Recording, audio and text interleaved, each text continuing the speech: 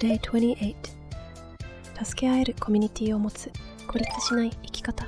一人では生き残れない時代です。災害の時、体調を崩した時、仕事を失った時、人は孤立すると弱っていきます。だから今、困った時に相談できる人、情報交換できる仲間、災害の時連絡できるつながり、そういうものを少しずつ持っておく。